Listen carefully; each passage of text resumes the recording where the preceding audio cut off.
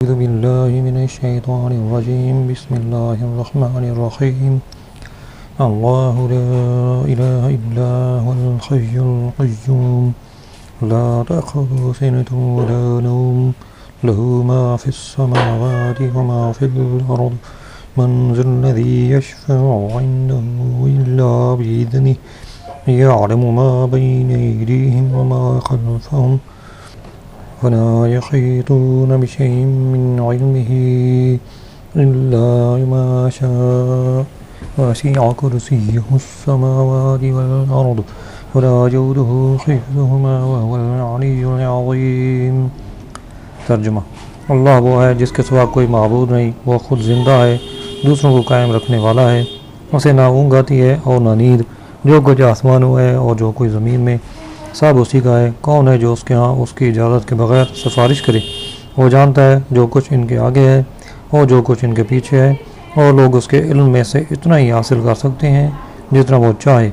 اس کی کرسی آسمان اور زمین کو اپنی وسعت میں لیے ہوئے ہے، اور ان کی حفاظت اسے تھکا نہیں سکتی، اور وہی بلند شان والا، عظمت والا ہے۔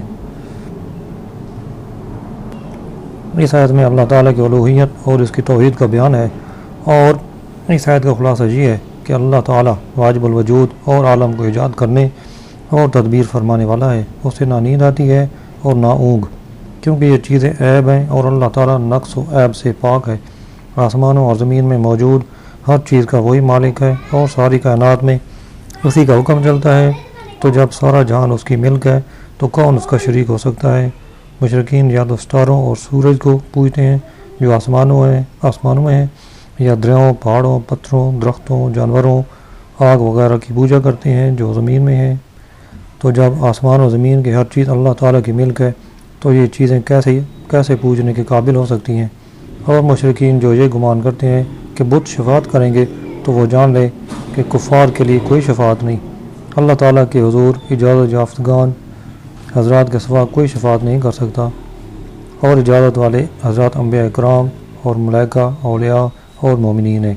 اللہ تعالیٰ ہر چیز کا علم رکھتا ہے، خواہ اس کا تعلق لوگوں سے ما قبل کا ہو یا بعد کا، امور دنیا کا ہو یا امور آخرت کا۔ اللہ تعالیٰ کے علم سے کسی کو کچھ نہیں مل سکتا جب تک وہ نہ چاہے اور وہ عطا نہ فرمائے۔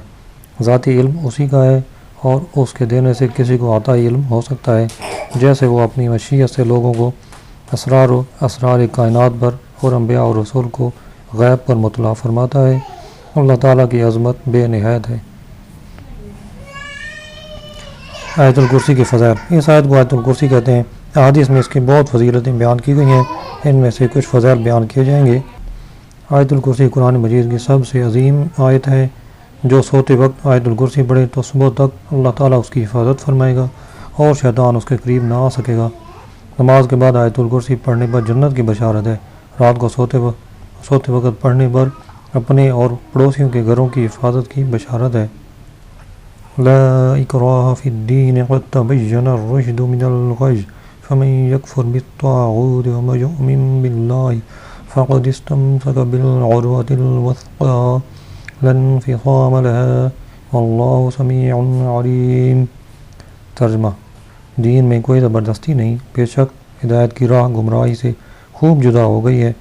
تو جو شیطان کو نہ مانے اور اللہ پر ایمان لائے، اس نے بڑا مضبوط سہارا تھام لیا، جس سہارے کو کبھی کھلنا نہیں، اور اللہ سننے والا، جاننے والا ہے۔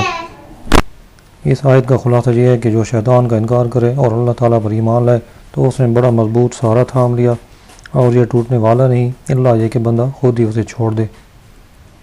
صفات الہیہ کے بعد لا اکراہ فی الدین فرمانے میں یہ اشارہ ہے کہ اب عقل مند آدمی کے لیے قبول حق میں تاخیر کرنے کی کوئی وجہ باقی نہیں رہی۔ کسی کافر کو جبراً مسلمان بنانا جائز نہیں، مگر مسلمان کو جبراً مسلمان رکھنا ضروری ہے، کیونکہ یہ دین اسلام کی توہین اور دوسروں کے لیے بغاوت کا راستہ ہے، جسے بند کرنا ضروری ہے۔ لہذا کسی مسلمان کو مرتد ہونے کی اجازت نہیں دی جا سکتی، یا تو وہ اسلام لائے یا اسے قتل کیا جائے گا۔ اللہ تعالیٰ نے بنی اسرائیل کے مرتدین سے فرمایا تھا، اپنے آپ کو قتل کے لیے پیش کر دو۔ نمبر 2، اس آیت میں کفر کا لفظ لغوی معنی میں ہے، یعنی انکار کرنا۔ اس سے معلوم ہوا کہ ایمان کے لیے ضروری ہے کہ کافر پہلے اپنے کفر سے توبہ کرے اور بیزار ہو، اس کے بعد ایمان لانا صحیح ہوتا ہے۔ اگر کوئی مرتد ہو جائے تو وہ بھی صرف کلمہ پڑھ لینے یا مسلمانوں والا کوئی دوسرا کام کر لینے سے مسلمان نہ ہوگا جب تک اپنے اس ارتداد سے توبہ نہ کرے۔ نمبر 3، اس آیت میں طاغوت سے بچنے کا جو فرمایا گیا ہے اس سے معلوم ہوا کہ اسلام پر مضبوطی سے وہی قائم رہ سکتا ہے جو بے دینوں کی صحبت، ان کی الفت، ان کی کتابیں دیکھنے، ان کے وعظ سننے سے دور رہے، اور جو اپنے ایمان کی رسی پر خود ہی چھریاں چلائے گا اس کی رسی کا کٹنے سے بچنا بہت مشکل ہے۔ اللہ ولی الذین آمنوا یخرجهم من الظلمات الی النور والذین کفروا اولیاءهم الطاغوت یخرجونهم من النور الی الظلمات اولئک اصحاب النار هم فیہا خالدون۔ ترجمہ: اللہ مسلمانوں کا والی ہے، انہیں اندھیروں سے نور کی طرف نکالتا ہے، اور جو کافر ہیں ان کے حمایتی شیطان ہیں، وہ انہیں نور سے اندھیروں کی طرف نکالتے ہیں، یہی لوگ دوزخ والے ہیں، یہ ہمیشہ اس میں رہیں گے۔ اس آیت کا خلاصہ یہ ہے کہ اللہ تعالیٰ مومنوں کا دوست ہے کہ انہیں کفر و ضلالت کی تاریکیوں سے ایمان و ہدایت کی روشنی کی طرف لے جاتا ہے، انہیں انبیاء کرام اور صالحین کے طریقے کی طرف لاتا ہے، جبکہ کافروں کا دوست شیطان ہے جو انہیں فطرت صحیحہ کی روشنی سے کفر کی تاریکیوں کی طرف لے جاتا ہے۔ حق کا راستہ ایک ہے اور باطل کے بہت راستے ہیں، اس لیے یہاں نور کو واحد اور ظلمات کو جمع ذکر کیا گیا۔ یاد ہے کہ مومنوں کے نور کی طرف جانے کا سب سے بڑی ذریعہ نبی کریم صلی اللہ علیہ وسلم ہے۔ أَلَمْ تَرَ إِلَى الَّذِي حَاجَّ إِبْرَاهِيمَ فِي رَبِّهِ أَنْ آتَاهُ اللَّهُ الْمُلْكَ إِذْ قَالَ إِبْرَاهِيمُ رَبِّيَ الَّذِي يُحْيِي وَيُمِيتُ قَالَ أَنَا أُحْيِي وَأُمِيتُ قَالَ إِبْرَاهِيمُ فَإِنَّ اللَّهَ يَأْتِي بِالشَّمْسِ مِنَ الْمَشْرِقِ فَأْتِ بِهَا مِنَ الْمَغْرِبِ فَبُهِتَ الَّذِي كَفَرَ وَاللَّهُ لَا يَهْدِي الْقَوْمَ الظَّالِمِينَ۔ ترجمہ: اے حبیب، کیا تم نے اس کو نہ دیکھا تھا جس نے ابراہیم سے اس کے رب کے بارے میں اس بنا پر جھگڑا کیا کہ اللہ نے اسے بادشاہی دی ہے؟ جب ابراہیم نے فرمایا میرا رب وہ ہے جو زندگی دیتا ہے اور موت دیتا ہے، اس نے کہا میں بھی زندگی دیتا ہوں اور موت دیتا ہوں۔ ابراہیم نے فرمایا تو اللہ سورج کو مشرق سے لاتا ہے، بس تو اسے مغرب سے لیا۔ تو اس کافر کے ہوش اڑ گئے اور اللہ ظالموں کو ہدایت نہیں دیتا۔ گزشتہ آیت میں نور اور تاریکی والوں کا بیان تھا، اب انہی کی مثال بیان کی جا رہی ہے۔ نور والوں کے پیشوا سیدنا ابراہیم علیہ السلام تھے اور تاریکی والوں کا پیشوا نمرود تھا۔ نمرود کو اللہ تعالیٰ نے عظیم سلطنت عطا فرمائی، لیکن اس نے اس پر شکر و اطاعت کی بجائے تکبر و غرور اور سرکشی کا راستہ اختیار کیا، حتیٰ کہ اپنی ربوبیت یعنی رب ہونے کا دعویٰ کرنے لگا۔ سب سے پہلے سر پر تاج رکھنے والا یہی شخص ہے۔ جب حضرت ابراہیم علیہ السلام نے آگ میں ڈالے جانے سے پہلے یا بعد اسے توحید کی دعوت دی تو وہ کہنے لگا تمہارا رب کون ہے جس کی طرف تم بلاتے ہو؟ اس پر حضرت ابراہیم علیہ السلام نے جواب دیا کہ میرا رب اللہ ہے، میرا رب وہ ہے جو زندگی دیتا ہے اور موت دیتا ہے، یعنی اجسام میں موت و حیات پیدا کرتا ہے۔ خدا کو نہ پہچاننے والے کے لیے یہ بہترین رہنمائی تھی، اور اس میں بتایا گیا تھا کہ خود تیری زندگی اس کے وجود کی گواہ ہے کہ تو ایک بے جان نطفہ تھا جسے اس کریم رب نے انسانی صورت دی اور حیات عطا فرمائی۔ نیز میرا خدا وہ ہے جو زندگی کے بعد پھر زندہ اجسام کو موت دیتا ہے، اس کی قدرت کی شہادت خود تیری اپنی موت و حیات میں موجود ہے، لہذا اس خداوند قدوس کے وجود سے بے خبر رہنا کمال درجے کی جہالت اور حماقت اور انتہائی بد نصیبی ہے۔ یہ دلیل ایسی زبردست تھی کہ اس کا جواب نمرود سے نہ بن پڑا، اور اس خیال سے کہ مجمع کے سامنے اس کو لاجواب اور شرمندہ ہونا پڑتا ہے، اس نے خواہ مخواہ کی بحث شروع کر دی۔ چنانچہ نمرود نے دو شخصوں کو بلایا، ان میں سے ایک کو قتل کر دیا اور دوسرے کو چھوڑ دیا، اور کہنے لگا کہ میں بھی زندہ کرتا اور موت دیتا ہوں، یعنی کسی کو گرفتار کر کے چھوڑ دینا، اس کو زندہ کرنا ہے۔ یہ اس کی نہایت احمقانہ بات تھی، کہاں قتل کرنا اور چھوڑنا اور کہاں موت و حیات پیدا کرنا۔ قتل کیے ہوئے شخص کو زندہ کرنے سے عاجز رہنا اور بجائے اس کے زندہ کو چھوڑ دینے کو زندہ کرنا کہنا ہی اس کی ذلت کے لیے کافی تھا۔ عقل و شعور رکھنے والوں پر اسی سے ظاہر ہو گیا کہ جو دلیل و حجت حضرت ابراہیم علیہ السلام نے قائم فرمائی وہ ہر شک و شبہ کو کاٹ دینے والی ہے اور اس کا جواب ممکن نہیں، لیکن چونکہ نمرود نے شرم مٹانے کے لیے کچھ نہ کچھ جواب دے ہی دیا تھا، اگرچہ وہ سراسر باطل تھا، لہذا حضرت ابراہیم علیہ السلام نے اس پر مناظرانہ گرفت فرمائی کہ موت و حیات کا پیدا کرنا تو تیری قدرت میں نہیں، اے ربوبیت کے جھوٹے دعوے دار، تو اس سے آسان کام ہی کر کے دکھا، اور وہ یہ کہ ایک متحرک جسم کی حرکت کو بدل دے، یعنی سورج جو مشرق سے طلوع ہوتا ہے اسے مغرب سے طلوع کر دے۔ یہ سن کر نمرود ہکا بکا رہ گیا اور کوئی جواب نہ دے سکا۔ اس آیت سے عقائد میں مناظرہ کرنے کا ثبوت ہوتا ہے، اور یہ سنت انبیاء ہے۔ اکثر انبیاء علیہ السلام نے اپنی قوم کے منکرین سے مناظرہ فرمایا، بلکہ خود حضور پر نور صلی اللہ علیہ وسلم نے بھی نجران کی عیسائیوں سے مناظرہ کیا۔ لہذا مناظرہ کرنا برا نہیں ہے، بلکہ سنت انبیاء ہے۔ البتہ اس میں جو تکبر، سرکشی اور حق کو قبول نہ کرنے کا پہلو داخل ہو گیا ہے وہ برا ہے، اور علماء کرام میں سے جنہوں نے اس کی مذمت بیان کی ہے وہ اسی صورت سے متعلق ہے۔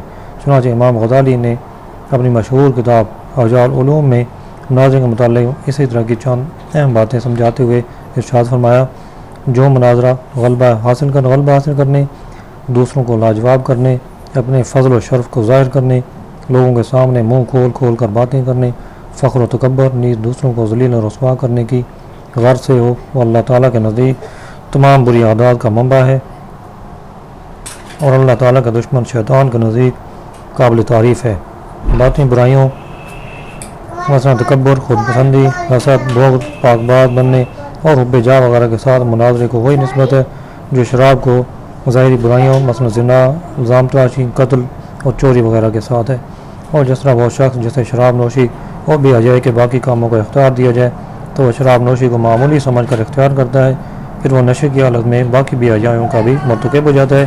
اسی طرح جس آدمی پر دوسروں کو نیچے دکھانے اور مناظرہ میں غالب آنے کی خواہش کو غالب ہو، وہ جو مرتبہ کا طالب ہو، تو معلوم ہوتا ہے کہ اس کے دل میں تمام خباثتیں پوشیدہ ہیں، اور یہ تمام مذموم اخلاق میں اس میں ایجان پیدا کرتے ہیں۔ یاد رہے کہ عقائد و نظریات، معمولات اہل سنت اور دیگر دینی مسائل میں کسی سے مناظرہ کرنا کوئی اتنا آسان کام نہیں کہ جو چاہے جب چاہے اور جہاں چاہے کرنا شروع کر دے، بلکہ اس کے لیے بہت زیادہ علم، مضبوط حافظہ، مہارت، تربیت، حاضر جوابی اور دیگر کئی چیزوں کا ہونا ضروری ہے، جن کے بغیر مناظرہ کرنا انتہائی سخت جرأت اور اپنی گمراہی اور اخروی بربادی سے بے خوفی کی علامت ہے، کیونکہ عین ممکن ہے کہ جس سے مناظرہ کر رہا ہے اس کی کوئی بات دل میں جم جائے اور یہ گمراہ ہو جائے۔